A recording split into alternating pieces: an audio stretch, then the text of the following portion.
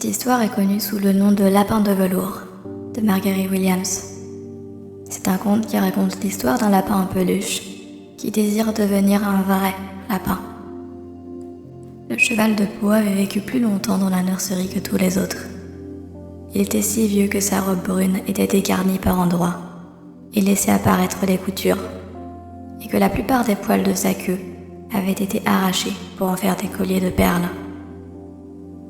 Il était sage, car il avait vu une longue succession de jouets mécaniques arriver pour se vanter et se pavaner, puis, peu à peu, briser leurs ressorts et disparaître. Et il savait que ce n'étaient que des jouets, et qu'ils ne deviendraient jamais rien d'autre, car la magie des pépinières est très étrange et merveilleuse, et seuls les jouets qui sont vieux, sages et expérimentés, comme le cheval de peau, la comprennent parfaitement. Qu'est-ce qu'être vrai? Qu'est-ce qu'être réel? Demanda un jour le lapin, alors qu'ils étaient allongés, côte à côte, près de la barrière de la chambre d'enfant, avant que Nana ne vienne ranger la pièce. Est-ce que ça veut dire avoir des choses qui bourdonnent à l'intérieur de soi et une poignée qui dépasse? Être vrai, être réel, n'est pas la façon dont on est fait, dit le cheval de peau. C'est une chose qui vous arrive. Quand un enfant t'aime pendant longtemps, pas seulement pour jouer, mais qu'il t'aime vraiment, alors tu deviens réel. Cela fait-il mal? Demanda le lapin. Parfois, répondit le cheval de peau, qui était toujours sincère. Quand on est réel, on n'a pas peur d'avoir mal. Le lapin demanda: est-ce que ça arrive d'un seul coup, comme quand on est enroulé, ou est-ce que ça arrive petit à petit? Cela n'arrive pas d'un seul coup, dit le cheval de peau. On devient. Cela prend du temps. C'est pourquoi cela n'arrive pas souvent aux personnes qui se cassent facilement, qui ont des bords tranchants ou qui doivent être gardés avec soin. En général, la plupart des cheveux ont été arrachés, les yeux tombent, les articulations se relâchent et la peau se détériore.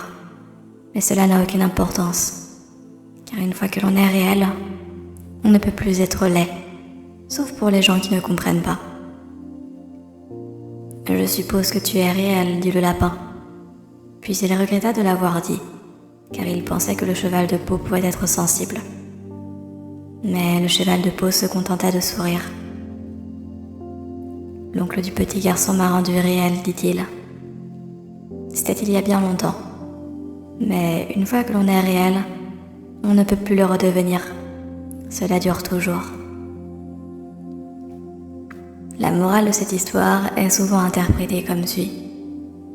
La vraie beauté et la vraie valeur proviennent de l'amour et de l'affection que l'on partage avec les autres. Dans l'histoire, le lapin en peluche devient un vrai lapin parce qu'il est aimé et chéri par un enfant. Cela souligne l'idée que notre véritable essence est révélée lorsque nous sommes authentiques, et ainsi aimés et acceptés pour qui nous sommes. L'histoire encourage également l'idée que le temps rend les choses précieuses. Le lapin en peluche devient plus vrai à mesure qu'il est utilisé et aimé, ce qui suggère que l'expérience et les relations enrichissent notre existence, nous apportent des apprentissages, des leçons de vie, et nous aident à cultiver notre authenticité, à être pleinement nous-mêmes à chaque instant que la vie nous donne. En fin de compte, la morale de cette histoire est un rappel de la puissance de l'amour, de l'acceptation et du passage du temps pour donner naissance à la véritable beauté et à la véritable valeur. Merci d'avoir écouté cette histoire. N'hésitez pas à la liker si elle vous a plu, à vous abonner à la chaîne et à mettre un commentaire en dessous de la vidéo. Vos retours me sont vraiment très précieux. Merci d'avance. Je vous souhaite une merveilleuse journée ou nuit et vous dis à très vite.